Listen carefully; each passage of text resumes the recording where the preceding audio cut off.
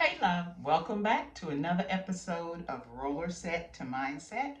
I'm your host, Angela B. Fuller, Master Hairstylist turned Certified Transformation Coach. Today we have a juicy topic lined up, as we always do, and I am excited to share it, to talk about it. But before we dive in, I have a pop question for you. And my pop question is this: do you think struggle is something that should take us out? When we're going after goal and we're trying to achieve a certain milestone, do you think the struggle of it, the challenges of it, is something that should take us out? And because I'm asking that question because sometimes it gets hard, y'all. So I want to talk about today how we can use struggle in a way that keeps us in the game, that keeps us focused on the goal, that keeps us focused on the prize. So, first of all, when we think about struggle, just the word itself is heavy. Struggle carries a lot of weight. And I know you know what I'm talking about because sometimes, first of all, it could show up when you least expect it. Things can be going good. You can be on point with your goals. You can be creative with your ideas, and boom, you hit a wall. Or something comes into your experience that really didn't have anything to do with you, but it can throw you off course. And we all know that struggle, it can show up anywhere in our life. It could be suddenly a financial struggle, an IRS struggle. It could be a personal struggle within your relationship with your spouse or with your children, with your coworker, with your business partner. It could be a struggle, something that totally catches you off guard within your health, within your body, even a mental or emotional struggle. And and sometimes it could be even as far as going to questioning your self-worth, or you have spent years in one particular profession or in one particular capacity as an entrepreneur, and then you find yourself questioning your purpose. Have you invested so much time in a thing that no longer brings you joy? And the struggle is real. It's very real. I can remember a few years ago, I was I was in a state of struggle, and I really had to think through what I was going to do, how I was going to handle this. I was an entrepreneur. I had my salon. I was studying to get my certification as a life coach. I was balancing my marriage, balancing my role and my responsibility as a mom, as a sister, as a friend. There were struggles within my immediate family, health issues that family members were having. And so, and let's not forget the struggle of learning this new thing called social media. For someone who was in her late 50s and trying to learn social media, man, I had a lot of struggle going on. And it brought about a lot of anxiety, a lot of uncertainty. And so I felt like I was in a battle some days. I felt exhausted. That imposter syndrome and the self-doubt all creeped up. And at the same time, I still had to show up for the things that I had to show up for. So most times I felt like I had to keep it all to myself. And listen, that's the worst thing that we can do, is to find ourselves in a state of struggle, a state of doubt, a state of uncertainty, and believe that we got to be strong. We can't share it. We can't reach out to people who we know love us and would be willing to listen or to trust us. Because after all, what do you do when you are the go-to person for other people? When most people that's in your circle see you as the go-to person. A friend of mine asked me, who do the strong go to? And so struggle can really take its toll depending on the role you play in your life and in your circle life. And so this thing got real for me. And I'm sure those of you listening know what I'm talking about. I'm sure you have been in that position and probably going through that position right now. So let's talk about this. Let's talk about the feelings of struggle. Let's talk about trying to be strong, not just for yourself, but for those who are depending on you. Let's talk about being strong for those who come to you for advice, for to be uplifted. There comes a time when you have to decide, how am I going to handle me? Still loving the people that reach out to you. Let's talk about how are you going to handle you. When you are in a state of struggle, what do you do? Well, I can share what I did. I decided not, I didn't choose to do this. I decided, meaning I gave up any other option. I decided in that moment to take the focus off the struggle. Now, I know that's easy to say, but that's not always easy to do. It's a constant, it's a constant, it's a constant battle to do that. I decided to take the focus off the struggle, and I decided that I was going to make a change. I looked at what I wanted to achieve in the future, and I looked at why did I want it. And I came to realize that I just didn't want it for myself. I wanted that future life, that future existence several years ago because I felt like it was pulling me. It wasn't really something I was walking towards, but it was something that was pulling me. Do you know what I mean? Have you ever experienced or had the experience that something that just wouldn't leave you alone? In your waking moments, it's on your mind. When you're trying to sleep, it's on your mind. When you get up to go to the bathroom in the middle of the night, it's on your mind. When you wake up the next morning, it's on your mind. So it's a constant pull. I think that's when we know. I think that's spirit letting us know that this is something we have to fight for. Because I think at that point it becomes bigger than us. You know what I mean? When you got the feeling that what you're pursuing or what's pursuing you is bigger than you. And so when I decided to take my focus off of the struggle and all the negativity and the heaviness that comes with that, I was able to acknowledge what was going on. It really brought into the forefront my awareness of what was going on. And that's what I want to invite you to do. Become aware of where you are mentally, physically, spiritually, and your mindset. Where are you? And what's causing that? Because whatever's causing it, if you think about it, the opposite of that is going to see you through. So first you want to become aware, and then you want to acknowledge where you are and why you want it. Why isn't it leaving you alone?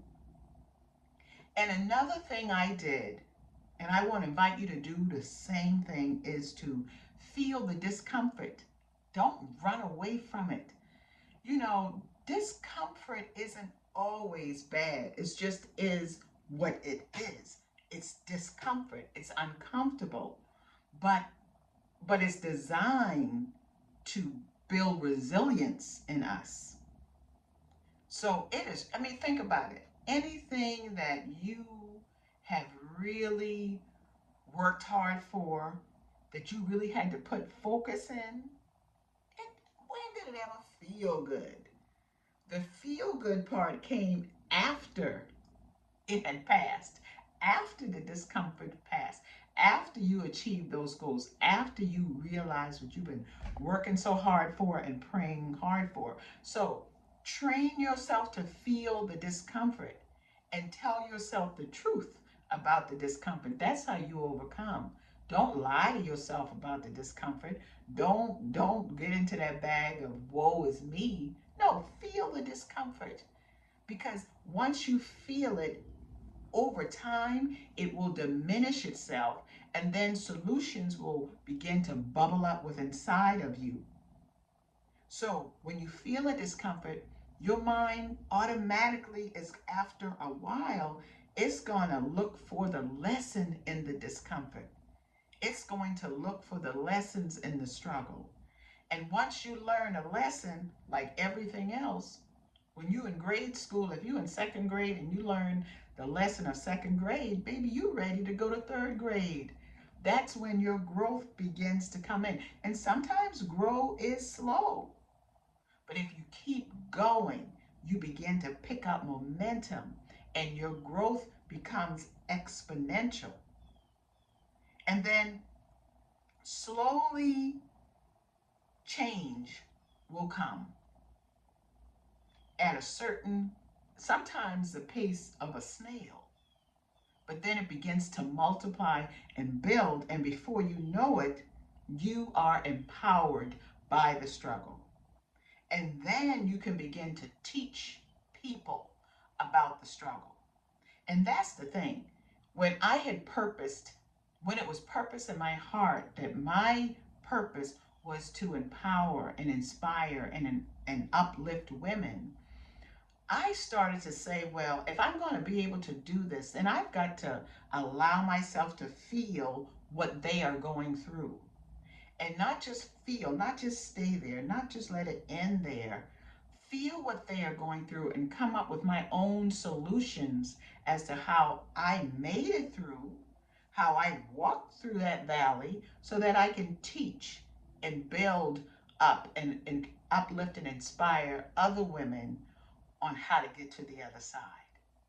And baby, when I learned that lesson, when I embraced that, oh yeah, I said, bring the struggle on. It became my motto of, you can't keep a good woman down. My motto became, like my mama used to say, you can do anything you put your mind to. If that was gonna be my mantra to other women, then I had to go through it. I have gone through it. I continue to go through it. But I've learned how to grow, how to prosper, how to thrive in my struggle. So the steps you want to take, the steps you want to look at, it's just a few of them. You want to shift your mindset, okay? You want to shift your mindset and tell yourself that there can be peace in your valley. There can be learning in that valley. And you know that it doesn't last forever. It's a process. And guess what? As you go through that process, you're also processing yourself out to get to the other side, to get to the glory, to get to the bliss, to get to the sweetness on the other side. And believe me, it's worth it. The second thing you want to do is you want to create like word shift. Instead of struggle, you say to yourself, I'm experiencing challenge right now, but it's all for my growth. It's all for my good. Instead of saying, oh, this is so hard, tell yourself, oh, this is an opportunity for me to get better. You see what I'm saying?